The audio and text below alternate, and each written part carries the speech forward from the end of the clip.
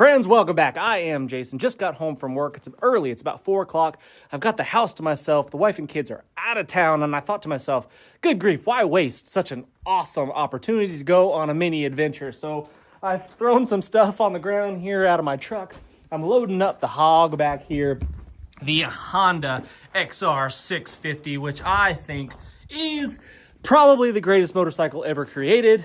Big shout out, huge shout out to Southern Honda Power Sports. Helped me out, hooked me up with this motorcycle so I can go on some awesome adventures with it. But anyway, I got to get packed up. I got to get on the road because I got quite a few miles to go before I can get to a really cool camp spot, I hope. But I'm not doing a whole lot of planning. I'm just throwing some stuff in the bag here and then heading out. Adventure shirt, that's going in. Sleepy time clothes right here tonight. Because it's probably going to rain on me, almost certainly. So I've got dry clothes in here to slip into underneath my tarp. The machete probably doesn't need to come, but you never know. Maybe I'll bring it. Slip it in the side of my saddlebag, I guess. We'll see. Just the 12-inch Tramontina right there. Rain gear. First aid kit in case I die in a fiery crash. Moto panniers, my saddlebags have these dry bags that are kind of pretty handy, actually. You just kind of throw whatever in there. It doesn't matter, rain or shine. You ride through the storm and you stay dry. Well, you don't stay dry. The gear stays dry, which is always nice at the end of the day to pull out your dry sleeping bag, you know, instead of something soaking wet. And the other side, I'm just going to put in not really hardly anything, to be honest with you. My tools and stuff are already on the motorcycle. I guess I could throw in my food. Not that really needs to stay dry, but I'll just throw it in there for funsies. You know, I'm not huge into spending a whole lot of money on gear that I only use for very select purposes. However, there's a few things like motorcycle boots that I highly recommend. I mean, I only wear them for riding motorcycles, nothing else, which seems like kind of a waste, right? You know, at least in my opinion. If you're only going to use it for one activity, seems like kind of a waste, especially when they're expensive like these. But I tell you what, you won't regret it. I mean, if you're going to wear one piece of safety equipment besides a helmet, the boots are where it's at. So spend the money on a good helmet, spend the money on some good boots. You won't regret that.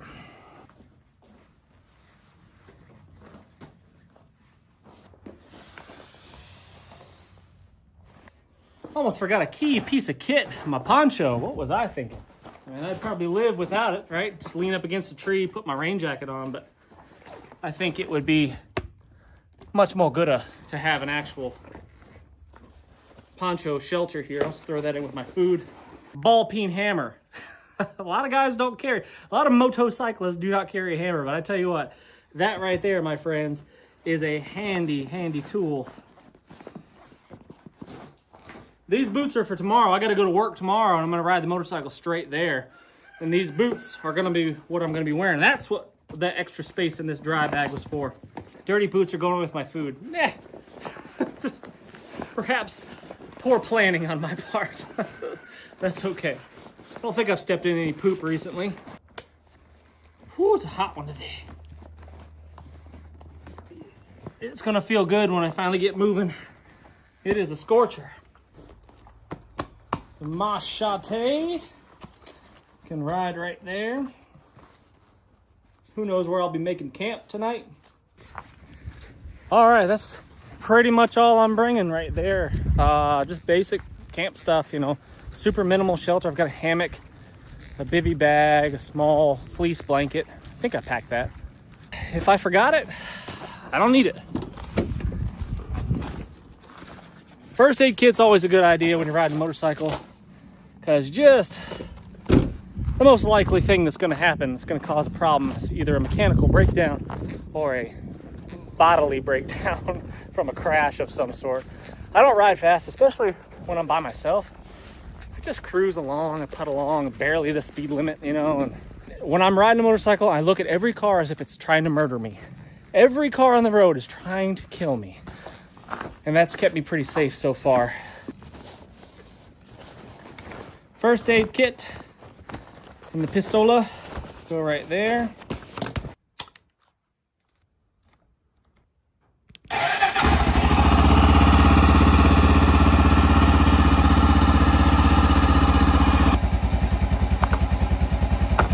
grief, this thing's dirty.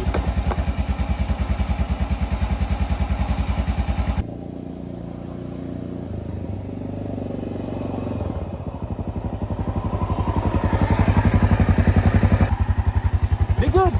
Hold down the fort for me.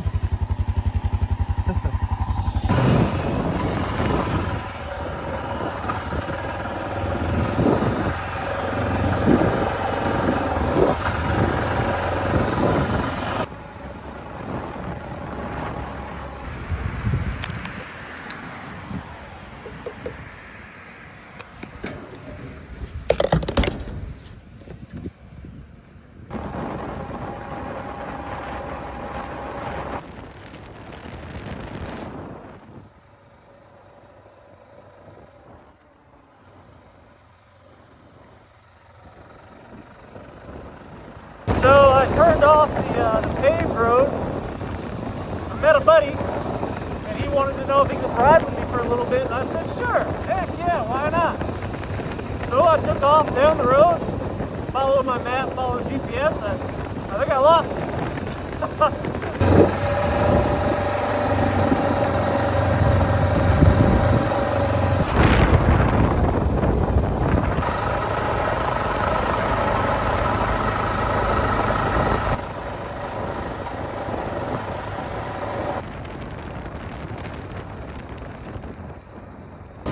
That down there is the fish hatchery.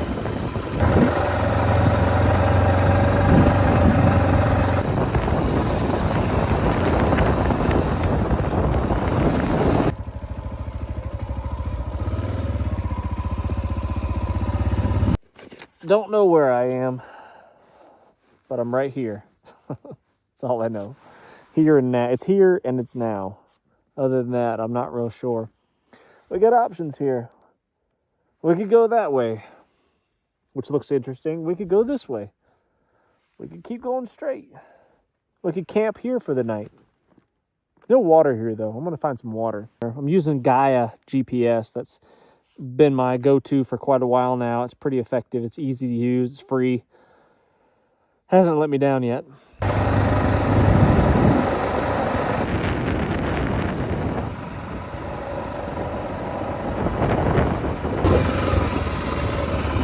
Sun's getting a bit low, so I'm starting to hunt for a good camp spot, preferably with a little bit of water. Getting a wee bit on the thirsty side. I didn't even bring any water. Just tucked in off the road right here, found this little pull-out. Kind of a perfect spot for a moto, that is. Little bit of water. There's a spring flowing here that's just about dry right there, but when you get down to here, little thick. But when you get down here, the water pops back up again, and it's flowing nice and clean. So should be able to get my fill of water from that right there. That'll get me through this evening. So let's go ahead and get our camp set up now. I packed very little, almost nothing. Really lightweight gear here. Not a whole lot going on in my saddlebags on my motorcycle. It's the same kind of gear that I would take, you know, if I was on foot or in my truck, you know, for the most part. I don't like having specific gear for specific things if I don't have to. I mean, yes, we talked about boots earlier, right? I think that that's kind of a no-brainer. Having a helmet, obviously, kind of a no-brainer. Things of that nature. But as far as like the rest of my camp gear from moto camping, it's the same stuff that I would take with me on a regular basis anyway. And let's just go ahead and get it set up. I'm going to be using a hammock. Summertime, super hot. Everything's wet. The ground is soaking wet. There's ticks everywhere. Mosquitoes really like the first 2 feet of ground, off the ground, you know. If you can get yourself a little bit higher, it's a little bit better when it comes to mosquitoes, at least in my experience. But this doesn't seem too buggy yet.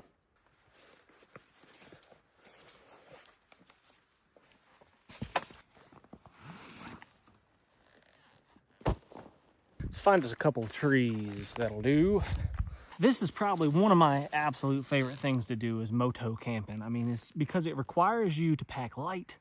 super minimal gear. You can't carry everything. I mean, some guys try to. I've seen some big adventure bikes that are loaded down with 100 pounds of gear. It's crazy. It must be really hard to ride those things.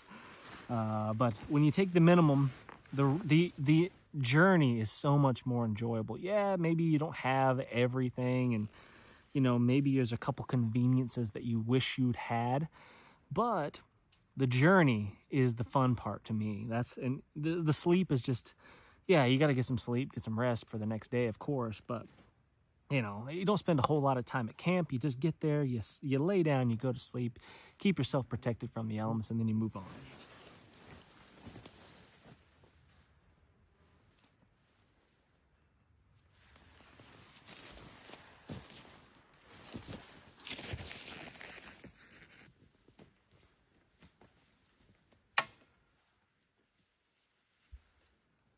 You always want to have a little bit of sag to your hammock. You don't want to stretch it super tight. It puts a lot of strain on the hammock that's not necessary. And even this is a little bit tight. Might have to put an extra knot in my rope here. I've got a real simple system here. It's just a piece of cordage with some knots at regular intervals that gives me the length that I need. That's a little bit low to the ground. Like I said, if you get a little bit higher, even just a foot higher off the ground, it keeps you away from the mosquitoes just a little bit more. So I think I'm gonna raise this up a little bit. Now, if I wanted to be super stealth mode, let's say I was camping perhaps in a place where maybe I wasn't supposed to be camping, I would put that hammock really low to the ground, or I would just sleep on the ground.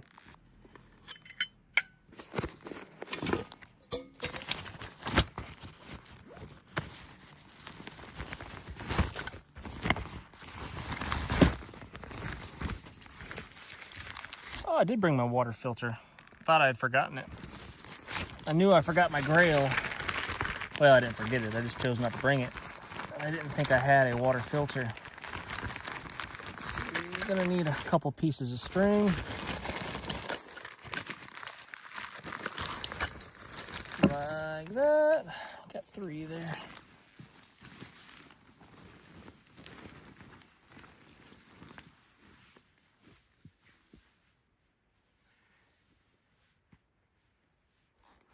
So I've just taken a little piece of cordage that I've got attached to my poncho, stuck it through the line that supports my hammock, and then stuck a stick through it. And that's all I'm doing to hold that thing up there. That's all it's gonna need.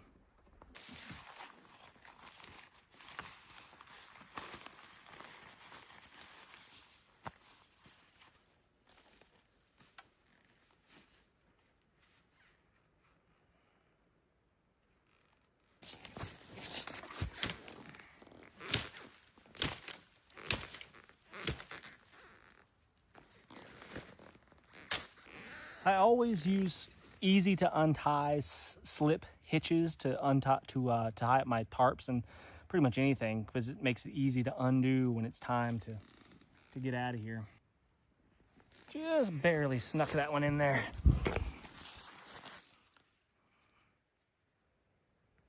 I think that's going to be just fine. It'd be nice to get a little lift right there in case it does rain on me. I don't think it's going to, and it'll probably be fine like that, to be honest with you. But just a little lift wouldn't hurt nothing.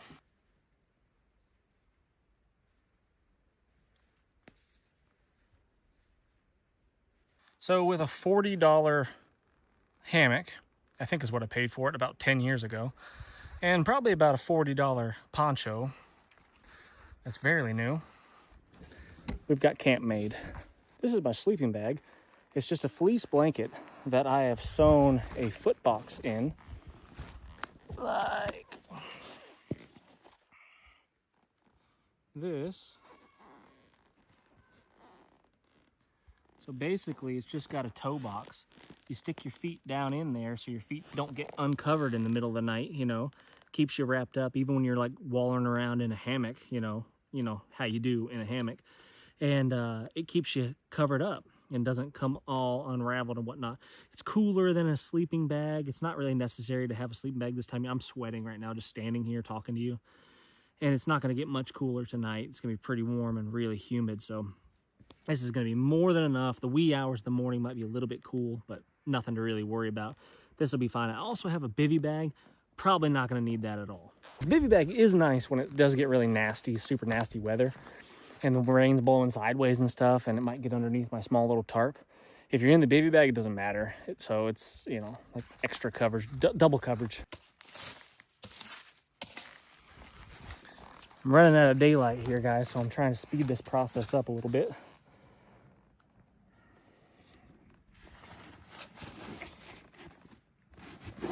Macaroni and cheese in a box. And a can of lentil soup. Gonna be living like a king back here.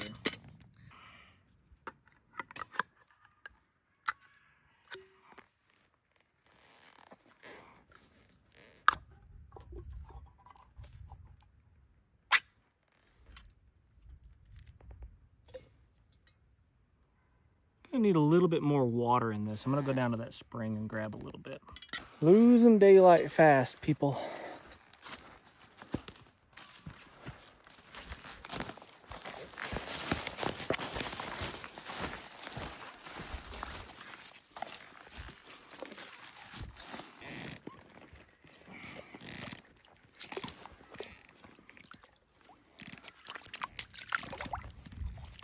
Uh-oh, I hear thunder.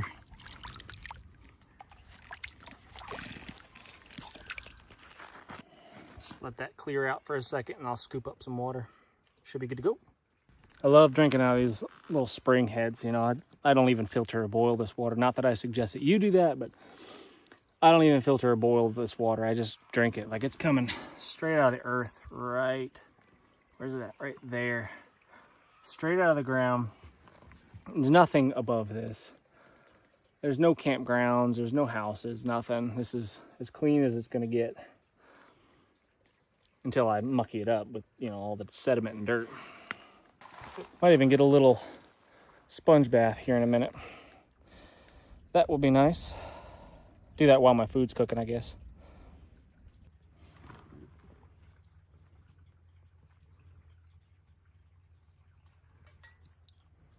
Yeah, not too shabby. That should be more than enough for dinner at least.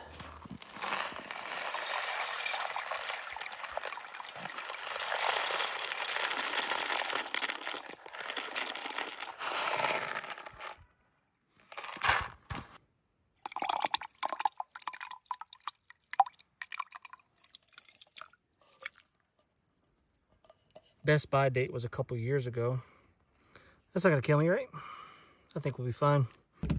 That thunder sounds like it's getting a heck of a lot closer. I think it might be raining on me here real soon, so I need to kind of hustle up here. Otherwise, I'll have to do everything underneath my tarp and then sitting in my hammock, which is, I don't know, kind of a pain.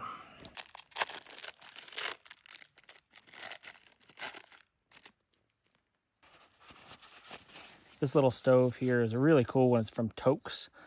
A subscriber named Barnacle Bill sent this to me, and I've been using it ever since. I really like it. It's not as fast as your, you know, like your jet boils and your other pressure, you know, fueled stoves. You know, this one's not pressurized. Yeah, it's just a kind of a slow burn of alcohol, but I like it. It's cool. I made this little stand here out of a coat hanger. I've used it once just trying it out, but I'm gonna try it out again tonight and see how she does.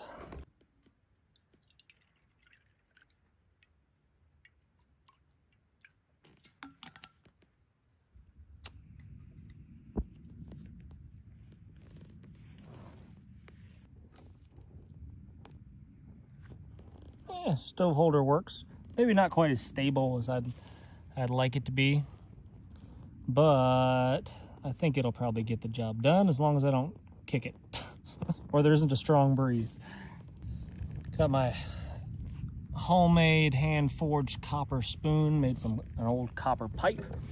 Now, I got a lot of interesting messages, a lot of interesting comments when I showed this copper spoon about, you know, copper being poisonous, and if I use this, I'm going to die. I'm going to be in the hospital. And my problem with that is that it came from a copper pipe that's used for plumbing, used in indoor plumbing in a house, hot and cold water. And water sits in the pipes for hours, days, weeks upon, weeks at a time. And then you drink that water, and that's been deemed totally fine and no issues for a long, long time. Copper pipes have been used for a long time, and a lot of people prefer them because of their antimicrobial properties. So I don't understand really why people think a copper spoon is going to kill me. Yeah, I mean, if I was using some sort of, I don't know, acid, if I was a really highly acidic food and I was stirring it and leaving it in there for a long period of time, and it was kind of dissolving, the water was taking up some of that copper, too much of it perhaps, and I was drinking large quantities of it, maybe. But I mean, stirring my food up and eating with it, and stirring my coffee in the morning, I can't see how that's going to be a dangerous thing. I guess we'll find out. I've only used this a couple times, but haven't had any ill effects yet. But let me know what you guys think about that in the comment section. Is copper poisonous? People buy copper water bottles all the time. They're not dying. I don't know. Maybe they are. Maybe they are. The copper pipe thing in houses, I mean, that's for a long time. I mean, a long time people have had copper pipes. So I don't really see what the problem is, but let me know what you guys think about that. I flattened this edge right here. So not only can you pinch it and kind of hold it like that, but you can also use it to lift this lid up like so. Was kind of my thoughts. I don't know how well it works yet, but yeah, look at that. So when that's hot, after sticking it in the fire, it's not really bad when you're using a stove like this one, but when you're sticking it in the fire, it's nice to be able to not have to touch that hot key ring right there.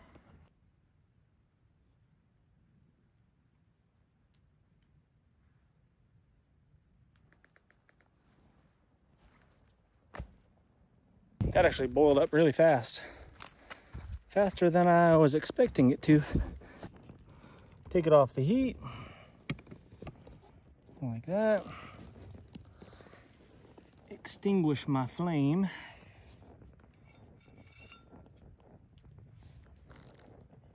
Like, maybe that. That worked.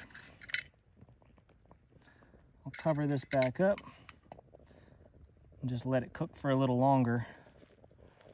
Like that, off the heat.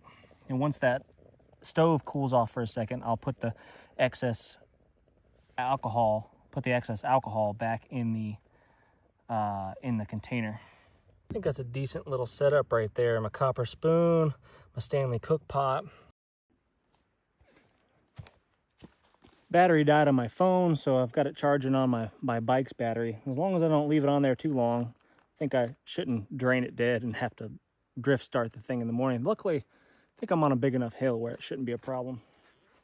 I'm gonna go wet my bandana here, or maybe another one that I've got in here actually, and then do a little bird bath and then get into my jammies.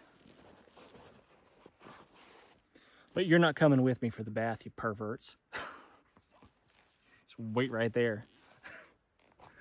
Just a bandana bath, man. I tell you what, I like wet wipes too, but it just seems wasteful, Yeah, when you're cleaning up the nether regions, sure, dispose of those things, but just a little bandana like that is the ticket. And the only reason I'm going to put this shirt on or my socks or anything like that is just to keep the bugs from biting me. That's all. I thought about carrying a small mosquito net, but haven't taken that plunge yet. I have a hammock that has a mosquito net, like an integrated mosquito net in it, but it's really big, super bulky. I mean, it's as big and as heavy as like all of my shelter, like the whole thing.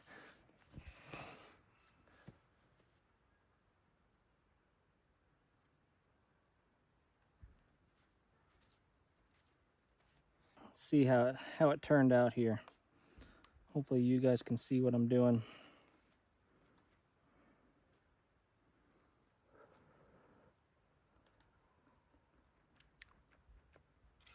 Oh yeah, that'll do.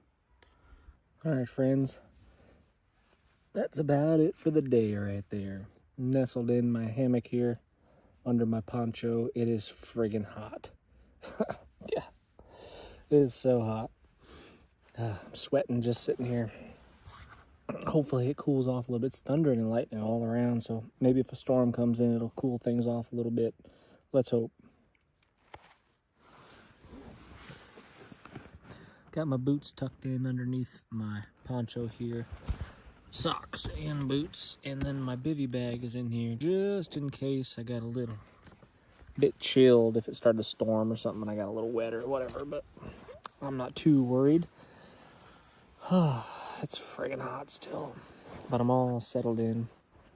I think one of the main points of this video that I'd like to get across is that you don't have to spend $1 million to get out and enjoy, you know, some adventure. You know, yeah, I rode a motorcycle here, and motorcycles cost money, but that is one of the cheapest full-sized dual sport motorcycles that exist. Brand new, they're $7,000. You can get them used for significantly less. So for that reason, the dollar per fun meter is significantly high on that motorcycle right there. So, but you could get out on a bicycle, you could get out on foot, hit the trails, and you don't have to spend a lot of money. You could make homemade gear, you could buy surplus gear, which I've had mixed results with surplus gear. Not typically, a lot of times it's, you know, past its prime. So if it's in the budget, you know, and sometimes surplus gear is not really that cheap, just depends on where you get it. But, you know, like I said, I've got a $40 hammock here. I don't remember what my poncho costs. It's probably about $40. I've got a homemade sleeping bag made out of a fleece blanket.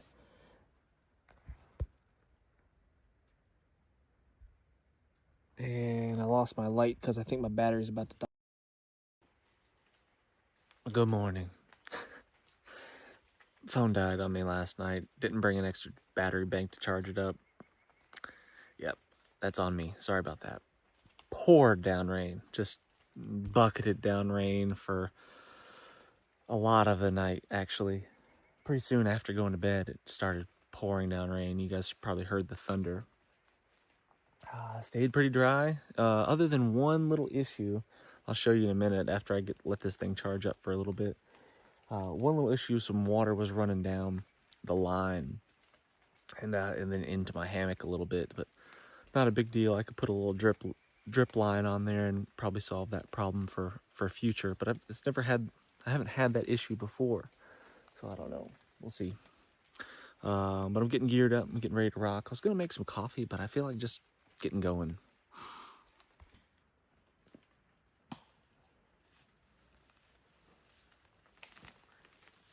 Oh, that's what I was talking about last night when my battery died, is that, you know, one of my pet peeves is that no matter what you're talking about, camping, motorcycles, doesn't matter, when you first get into it, it's overwhelming because everybody's going to tell you, you need this, and you need that, and you need this, and you can't possibly go do it without this. And almost all of that is just complete bull. Motorcycles, for example, you know, you buy a motorcycle and then you read online and there'll be 1,000 things that you have to do to this motorcycle before you can actually go ride it. You've got to change the tires, and you've got to change the fuel tank. That was actually one that I definitely opted for. This tiny fuel tank doesn't go very far. But you've got to change the handlebars, and you've got to change all of the things, and it ends up not even being the same motorcycle anymore. And I'm here to tell you that it's not true. You don't have to do almost any of that stuff to have a good time. Same thing goes for backpacking. You know, you don't have to have the perfect everything. You know, the Swahili merino ultralight, ultra thin, fast drying material. You don't have to have any of that stuff. You just need to get out there and start experiencing it. And that's what gains the experience, and that's what gives you confidence, and that's what allows you to make really good choices on the gear that you need or don't need, you know, because you can waste a lot of money. You can waste a ton of money on stuff and then never use it. And it all comes down to what you're actually going to use, and that's where the value is. And my only issue last night was some water was running down off of the tree, down the line, getting past the knots here, and then getting past this little drip line that I've got going on here that are rigged up, and still getting down the hammock. So maybe I just need to tie something a little more secure, a little more snug around this main line here to get it to drip off. I'm not sure. But other than that, it was pretty good. I mean, I stayed pretty dry. I did end up using the bivy bag just because of that water running down in there. And it cooled off significantly when that storm came through, which was awesome. I mean, it was like immediate relief from the heat. So that was great. But yeah, I'm going to be heading out this morning, packing this stuff up. As wet as it is. Nothing ever dries here in the summertime. It takes forever.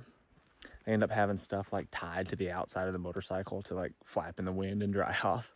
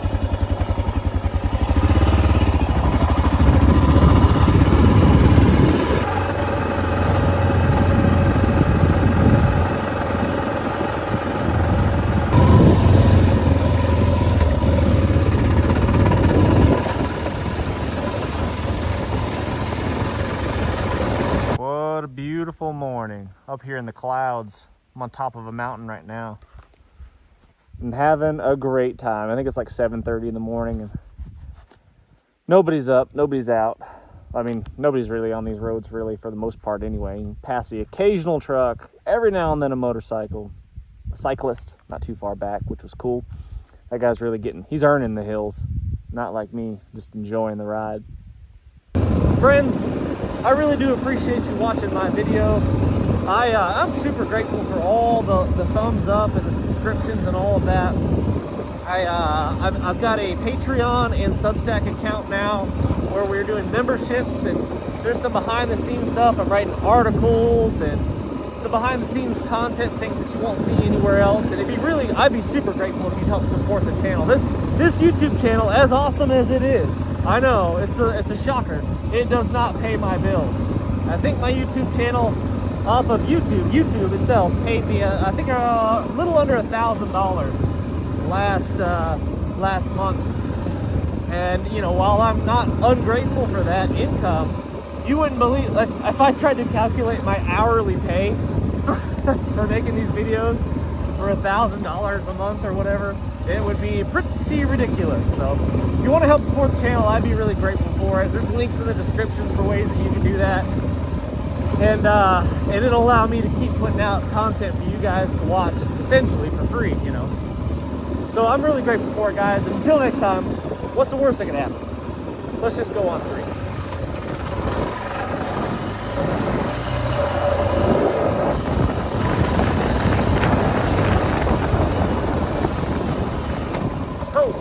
Somebody lost